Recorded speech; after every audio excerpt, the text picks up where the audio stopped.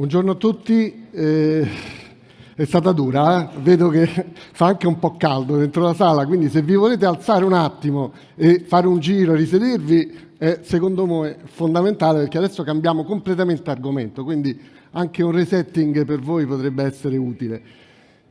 Come dicevano Maria Antonietta ed Emilio, adesso parliamo della tecnologia abilitante che è stata più volte citata e purtroppo poi parleremo anche di nuovo di raccolta rifiuti, quindi mi dispiace, l'argomento rimane all'interno della sala per tutto il giorno. Ma adesso vorrei concentrare l'attenzione su uno speech importante, tecnico, ma anche scenico e interessante. Arkadiusz Szadkowski, che è il nostro esperto della componente 3D della piattaforma Esri, ha fatto una transizione verso il 3D negli ultimi anni enorme, con tantissimi investimenti, tantissimo lavoro, proprio per riuscire a realizzare e a gestire il digital twin di ambienti naturali e ambienti cittadini attraverso il punto di partenza che è proprio la rappresentazione 3D e arrivare fino all'integrazione con il BIM. Arkadiusz ci racconterà tutto questo in una breve presentazione. Prego Arkadiusz di salire.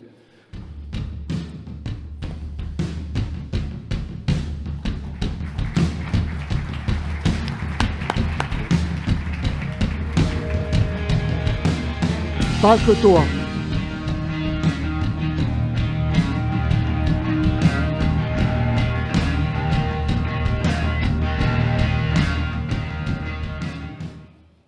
Yes, good morning, everyone. My name is Arkadiusz, and I would like to tell you today a story why and how ArcGIS and reality mapping is important in the digital twin journey. 90% of the data ever created was created in the last 2 years, and that's a survey by Norwegian SINTEF made a few years back, and it's accelerating. We heard today that the world is flooded with the data, and we struggle with connecting the data together. That's why you need a good system. Look on it from this perspective. In this room, there is more devices than people. These devices collect data and location. And these data are aggregated and analyzed. If we want to work with the digital twins and digital transformation, before we aim for the autonomous future or even predictive future, we have to first agree on the reality. We need to describe it well. That's why we believe that at Esri that reality mapping is the foundation for the digital twin journey. It's a cornerstone on which you can build further. You will not be able to run a simulation or the predictive models before you describe the reality as is, because then we will end up in the situation with a lot of individuals with the opinions. Reality mapping is here to help you overcome the barrier of the 3 dimension. We are developing a software that is processing imagery and laser data and creating a photorealistic image of the world. And I would like to refer a little bit to adoption and innovation. Centuries ago, a tribe leader has gathered the people, took a stick, and drew the map of the settlement on the ground. Today, we are living in the digital era. Our kids will be playing with the headset on their heads. And this is the adoption, this is the innovation. And Rome and Italy has a huge legacy in this innovation. So if we look in and reflect on the Esri history, GIS for many decades has been all about the vector and the raster data. And many of the system is built around that. We've been describing the reality with multiple layers of the data. We added 3D objects, integrated BIM objects. You will hear more about it later. But with the reality, we want to help you describe the reality even more further, remaining the metadata and the information that the vector data collects and stores, but replace the base map and the background to the most realistic, the same way you are observing it with your eyes today. If we look on it in the value chain, data needs to be first collected, oriented before they reach the GIS and are aggregated into multiple layers. So we'd like to position the reality mapping as a system that is feeding GIS. And you may have heard of reality capture. And the reality capture, as I see it, is that when you collect the data. But we like to call it reality mapping because we are creating a comprehensive system that is seamlessly integrating captured data into your GIS workflows. And these softwares can produce point clouds, DSM models, true orthophotos, and the 3D mesh models. Of course, also the oriented imagery that I will show in a moment. We have 4 different applications designed for the different source of the data. But what's most important and what's the unique value proposition from Esri is that we are not only creating these nice products, we are putting this together into the workflow that you are able to reach the decision and the insights directly from the sensor and collected data through the reality to your ArcGIS image or ArcGIS system, enterprise or online, and collect the insights. The first journey, or the first pit stop I would like to introduce is an oriented image. You've seen today from Damiano a very good example where what you can do with an image. But if the image has a location and orientation, it can be used for inspection of the assets or for urban planning, for example. So if we combine a 3D dimension with the 2D oriented image, we are getting a very valuable insights. The next stop is the true orthophoto. Most of the imagery you are using today is a traditional orthophoto. The traditional orthophoto has a leaning effect. It's caused due to this that an image is rectified on the surface of the terrain. Everything what's above the terrain is leaning and creates occlusions. Occlusion is a part of the image that is hidden under the leaning of the leaning object. Our technology is able to rectify an image for the surface model, so for the standing out objects. So we see exactly the buildings as they are located in the correct position. Think of the future where the AI will be supporting your mapping activities. You do not want to have the buildings offsetted from the real position because of the leaning effect. That's why the true orthophoto is very important for you to adopt. Here's an example of the DSM model swiped into the true orthophoto and the GIS data overlaid on top of that. Imagery aligns with the GIS data. The next product is the 3D mesh. This is where we take and overcome the 3D barrier. We convert the imagery into the network of the triangles that describe the geometry of the reality, and we are projecting the image and apply the texture. So we have a rich geometry and a very rich radiometry of the object. It's a watertight 3D mesh that can be used for the analysis. We operate at any scale. We are hardware agnostic. We are partnering with the satellite imagery companies, aerial imagery companies, and the drone imagery hardwares. So we operate at multiple grand sampling distance. It's a resolution of the 1 pixel that is on the image. An example of sub-centimeter resolution captured with the drone, where the 3D models are so accurate that one of the partner company on the Easter hid Easter eggs in the grass, and the people were able to see it. If we go to the aerial altitude, we can describe the reality at from 2.5 to 10 centimeters or even further. So the quality depends on the resolution of the sensor, but also it's important and dependent on the overlap between the images. We can look into the transportation example of the railroad. You can see that to reconstruct the thin objects like the masts, you need to go into the quite low resolution, or high resolution, sorry, low pixel size. I like to say that the imagery and the true orthophoto and reality is a cross-sector because we want to cut through any silo in the organization or in any system. We want to support multiple applications. So think of it this way, that the orthophoto and the reality is a new background, it's a new base map for your analysis, for your point features, layers, for your real-time data. And think of how it improves to visualize your content into correct context. Operator, sorry. And we need to look into AI. Everybody talks about AI. And imagery, AI understands 2 things very well. It understands language, and you all have experienced the large language models through the different chats or co-pilots, but it understands very well image. So this is exactly why Esri invests a lot into the imagery right now, because we are able to apply image classification, object segmentation on the imagery, and that can be applied on aerial imagery as well, or satellite imagery.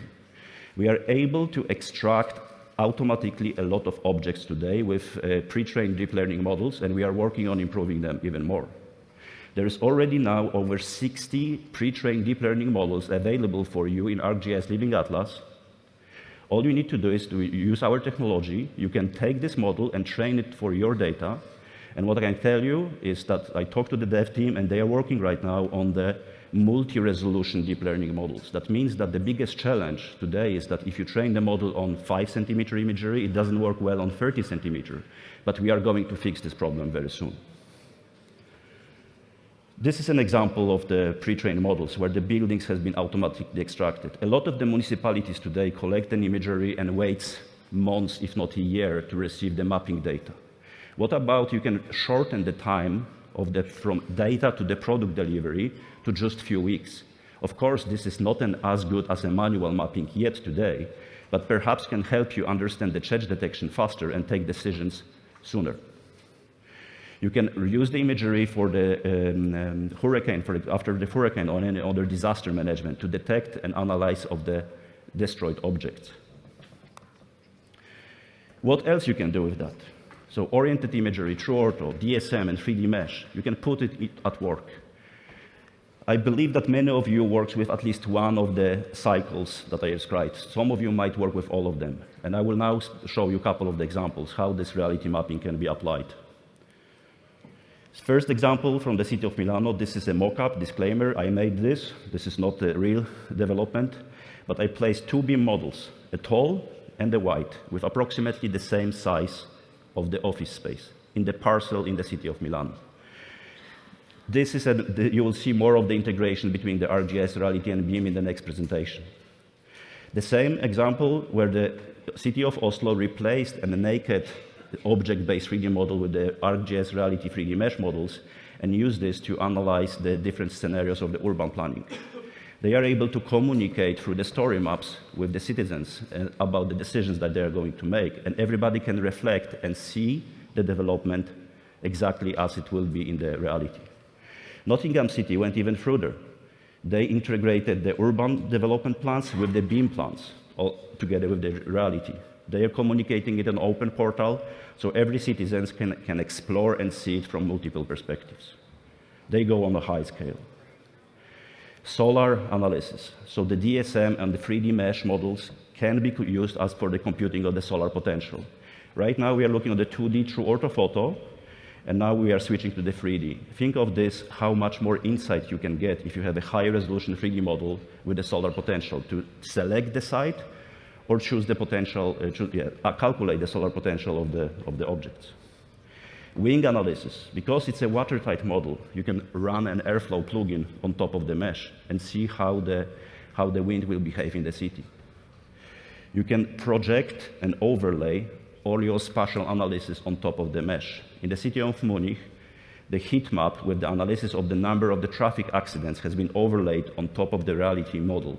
It gives you completely different insights into understanding what could be the cause of the accident. The models, high-resolution models, are as accurate that you are able to see even the tracks.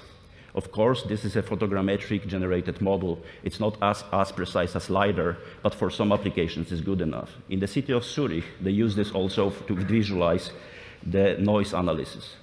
There is actually a regulation in Zurich that every new building or every property needs to be analyzed regarding the noise distribution. Think of the real estate potential. What is the value of the apartment in the same building if the noise is higher or lower? This could affect the pricing. If we go further, today is the day when ArcGIS 3.3 was released, and this feature is available if you update the dynamic flood analysis. You can simulate the rain or drop any amount of the water on the mesh model, and you will see dynamic distribution of the water. And the mesh, you can import a vector layer and apply different absorption levels for the mesh. So if it's a clay or a sand, of course, it absorbs differently water, and that's possible. So we are able to segment and classify the mesh models by the absorption and simulate the water distribution. You can see that flood is going towards the Roman, 1,000 years old Roman bridge in the city of Regensburg. Another example is integrating it with the game engine. Simulation is a powerful tool for defense, but not only for defense, for emergency response. The reality models can be streamed to the game engines where the performance is significantly better, and we are able to simulate different scenarios. We are able to combine this with the extended reality or with our own scenarios. Okay. And we go to the operate, where in Norway, every construction, drone construction today is photographed by the drone basically every day. So the decision makers, project management, or other stakeholders interested in the progress, they can, on the daily basis, compare how the construction is developing versus the BIM model, how it was designed, and where will be the installation. This not only allows you to track the progress, but also preserves by making decisions before they are too expensive to reverse. In Poland, on the left side, we have a very complicated analog maps for the utility network. Number of the accidents by digging in the wrong place has reached millions, if not hundreds of millions in the damage. OPGK is transforming a 2D utility layer into the 3D layer and overlaying it together with the reality models. This gives a contractors completely different tool to understand on their operations, and is hopefully minimizing the risks of the accidents. You can combine this with real-time data, so the police force or any other force that needs to operate and handle the event can install different sensors about number of the people actually located in the current location and display it through the ArcGIS SDK for JavaScript. So with a little bit programming, combining reality with the real-time data can give us an insight about where are the people, where is the traffic, and do we need to take any actions to react on that. The same real-time data can be used, for example, for monitoring of the bus or emergency units. So we are able to use the reality as an immersive background and streaming the real-time data to overlay it on top of that. We can predict the direction or what happens next. So to summarize, I would like you to invite to think innovative, that if you are working today with the GIS, and if you are seeing the potential in imagery, the ArcGIS reality is here to help you build solutions, integrations, or services. It's meant to help you transform any imagery collected by any type of the sensor and feed your GIS to upgrade it to the next level of the reality and the GIS operations. We have different applications for that, but this you can find out with your account management. So the future of the digital twins, I would like to make sure that it resonates. In my opinion, before we aim for the full digital transformation, we need to describe the reality. We need to agree on the reality. And that's why the reality mapping was introduced by Esri. Thank you for having me.